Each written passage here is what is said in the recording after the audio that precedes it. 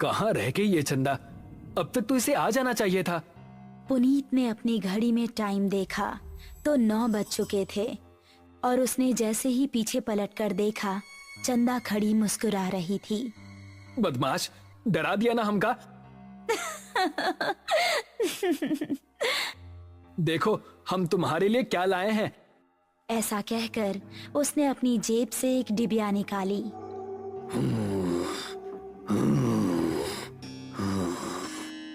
तभी उन दोनों को किसी के सांस लेने की भयानक आवाज सुनाई दी। कौन है? ठीक सामने बरगद के पेड़ के नीचे उनको किसी आदमी का अक्स नजर आया। कौन है? सामने आओ। ये सुनकर भी वो आदमी सामने नहीं आया और जोर जोर से सांस लेने लगा।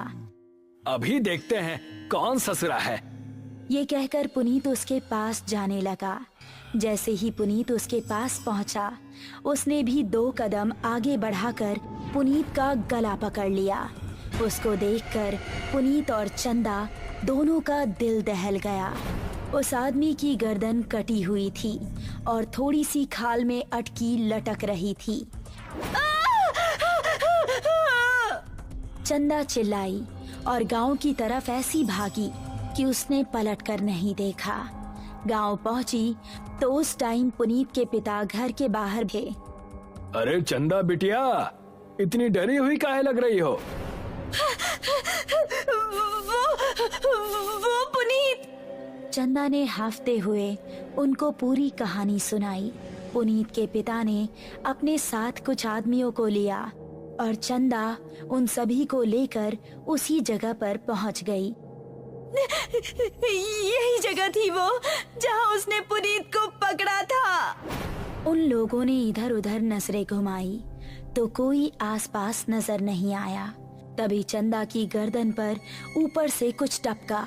उसने हाथ लगाकर देखा तो वो खून था। पेड़ की डाली के ऊपर पुनीत की बिना गर्दन की लाश टंगी हुई थी और उससे खून टपक टपक कर नीचे गिर रहा था। शहर से दूर एक छोटा सा गांव सरूपुर। रात के समय सभी अपने अपने घरों में आराम कर रहे थे। बाबूजी, हम जरा अपने दोस्त महेश से मिलकर आ रहे हैं। उसकी तबीयत जरा ठीक नहीं है ना? ठीक है, लेकिन जल्दी आना। जी बाबूजी। ऐसा कहकर वो खुश होता हुआ घर से निकल गया। आज तो सारे दोस्त मिलकर मस्त पार्टी करेंगे, मजा आ जाएगा। जंगल का रास्ता पकड़ लेता हूँ, जल्दी पहुँच जाऊंगा। अभी वो जंगल में आगे बढ़ ही रहा था कि पीछे से उसको आवाज आई। अकेले ही पार्टी करने जा रहे हो? हमका साथ लेकर नहीं चलना है क्या? अरे अर्पणा और दिव्या, तुम दोनों क्यों हर बार हमारे पीछे पड़ जाती हो? हमका साथ लेकर चलते हो कि बोले अभी तुम्हारे बाबूजी से? अरे नहीं नहीं मेरी माँ, चलो मेरे साथ। थोड़ी देर चलने के बाद वो तीनों एक जगह पहुँचे जहाँ रामू और महेश बैठे हुए थे। अबे ये क्या, तू फिर से लड़कियों को साथ ले आया? क्या करता है यार, हर बार की तरह इस बार भी धमकाने लगी थी दोनों।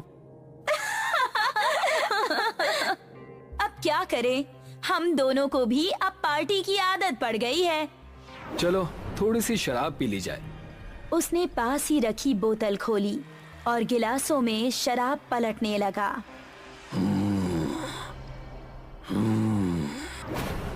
तभी उनको किसी के सांस लेने की आवाज सुनाई दी।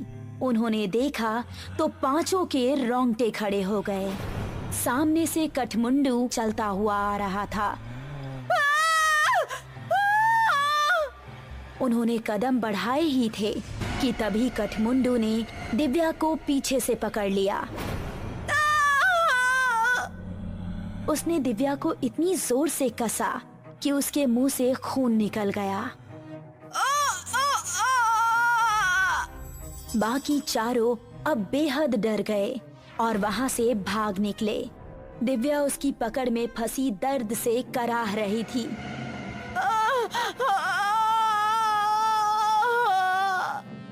उसने दिव्या को जमीन पर धक्का दिया और उसके ऊपर आ गया।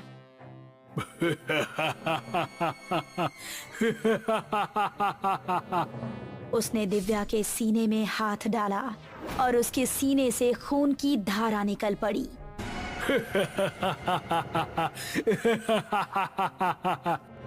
बाकी चारों इतना डर चुके थे कि उनको खबर भी नहीं थी कि वो किस दिशा में भाग रहे हैं।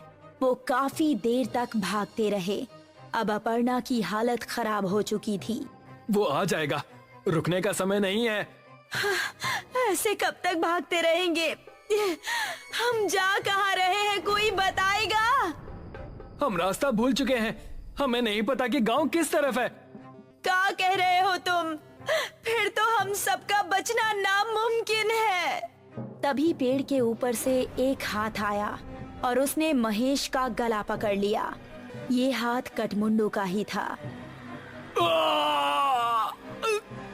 राकेश ने महेश का पैर पकड़कर उसे बचाना चाहा, लेकिन कठमुंडू ने उसको पूरी तरह से ऊपर खींच लिया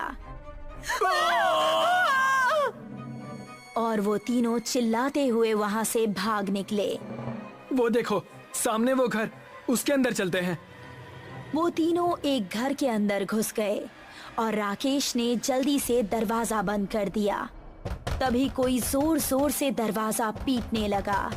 तीनों का शरीर इस समय बुरी तरह से कांप रहा था। दरवाजे की धम धम उनके दिल को दहला रही थी।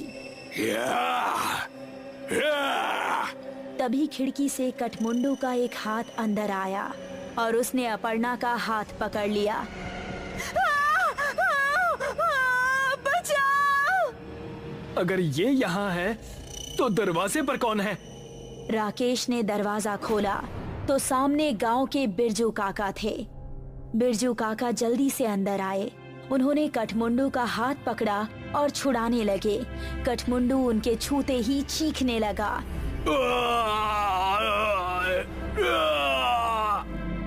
वो चीखता चिल्लाता हुआ वहाँ से भाग गया। तुम ठीक तो हो अर्पणा? मैं ठीक हूँ, शुक्रिया बिरजू काका। तुम लोग यहाँ करने क्या आए थे, वो भी इस समय? हमसे गलती हो गई बिरजू काका, लेकिन ये कौन है और आपको देखते ही वो भाग कैसे गया? ये कठमुंडू है। ये सुनकर वो तीनों एक दूसरे का मुंह देखने लगे। बहुत सालों पहले हमारे गांव में एक डाकू पल्लव सिंह का बड़ा खौफ था। गांव में एक बूढ़ी औरत रहती थी जिसका एक ही बेटा था। उसने धूमधाम से अपने बेटे की शादी की। शादी के अगले ही दिन डाकू पल्लव सिंह ने हमला बोल दिया। उसने पति और पत्नी दोनों को मार डाला और सारे गहने लूट लिए। अपने बेटे और बहू को मरता देख बुढ़िया तड़प उठी। पल्लव सिंह, जिस सोने के लिए तूने मेरा परिवार उजाड़ दिया, यही सोना तेरे लिए अभिशाप बन जाएगा। तू कभी नहीं मरेगा, सिर्फ भटकता रहेगा और इस सोने से हमेशा दूर भागेगा। ये सुनते ही पल्लव सिंह हंसता हुआ वहां से चला गया। कुछ दिन बाद पल्लव सिंह के ही एक आदमी ने उस पर हमला कर दिया। वो उसकी जगह सरदार बनना चाहता था, लेकिन पल्लव सिंह तलवार के हमले से भी नहीं मरा। उसकी गर्दन आधी ही कटी और थोड़ी सी खाल में अटक कर रह गई। उसने अपने सभी साथियों को मार गिराया। उसने अपने उंगलियों में जितनी भी सोने की अंगूठियां पहनी थीं, वो गर्म होने लगी और उसके हाथ जलने लगे।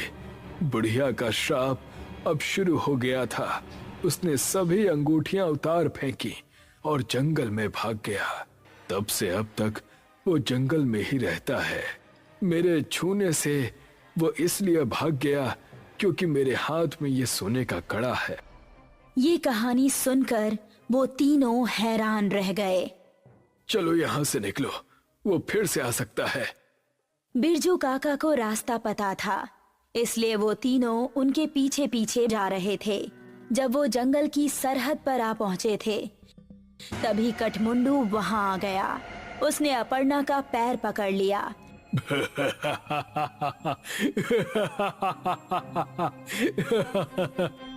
तभी राकेश ने बिरजू काका के गले पर नजर डाली। उनके गले में एक सोने की चेन भी थी। उसने चेन को उनके गले से उतारी और कठमुंडू की टूटी हुई गर्दन में डाल दी। उसने चेन को गले से उतारने के लिए जैसे ही छुआ तो उसके हाथ भी जलने लगे।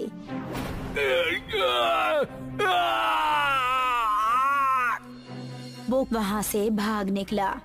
उसके बाद वो चारों गांव के अंदर ही जाकर रुके। जब उनको देख गांव वाले इकट्ठा हुए तो उन्होंने सबको अपने साथ बीती हुई घटना सुनाई।